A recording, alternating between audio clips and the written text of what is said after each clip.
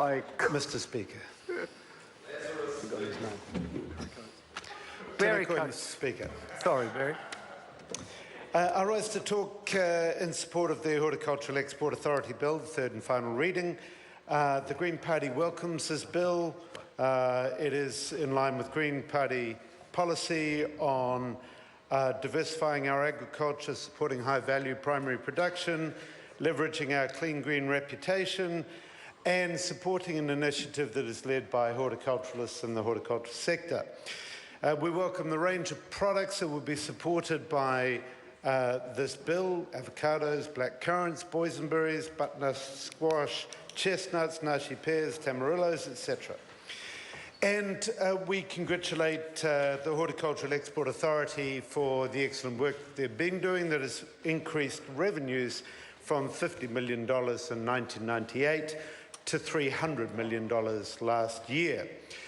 So this bill, we think, is an important new framework that helps growers, packhouse operators and exporters increase market share and develop new markets. However, we think it's about time this bill was introduced. We note that 5 annual reports by the Horticultural Export Authority in a row had called for this bill. As my colleague Eugenie said, there's an amusing diagram on the Horticultural Export Authority's website called SID the Snail's Trail, which is all about the passage of this bill. So why did it take so long?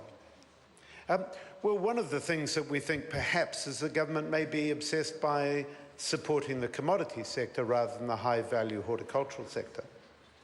The lack of focus on high-value production from the horticultural sector, we believe, may be partly responsible for the government's missing its target for export revenues to achieve 40% of gross domestic product. In fact, since the government came in 2008, the proportion of exports has gone down as a percent of GDP rather than up towards that target. While supporting this bill, we think that it needs other measures that would constitute a more coherent strategy. So what might that strategy look like?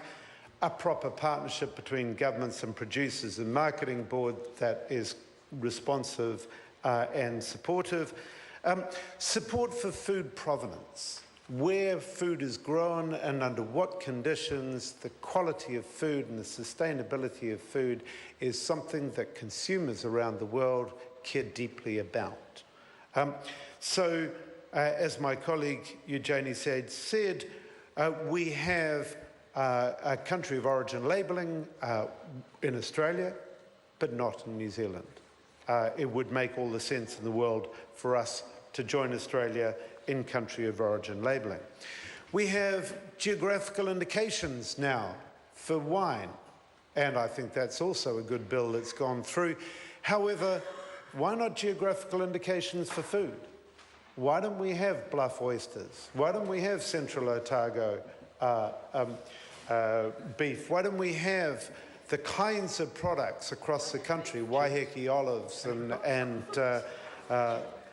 pukekohe potatoes, and Oakuni carrots, and all sorts of food that is grown to high quality standards in this country?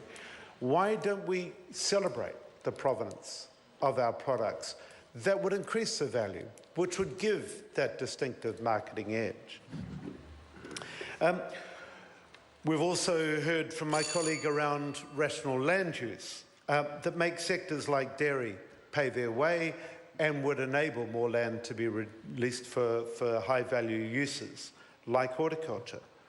We need proper support for sustainability and cleaning up our rivers. We need investment in New Zealand's clean green reputation that has been allowed to degrade through neglect and through poor environmental performance.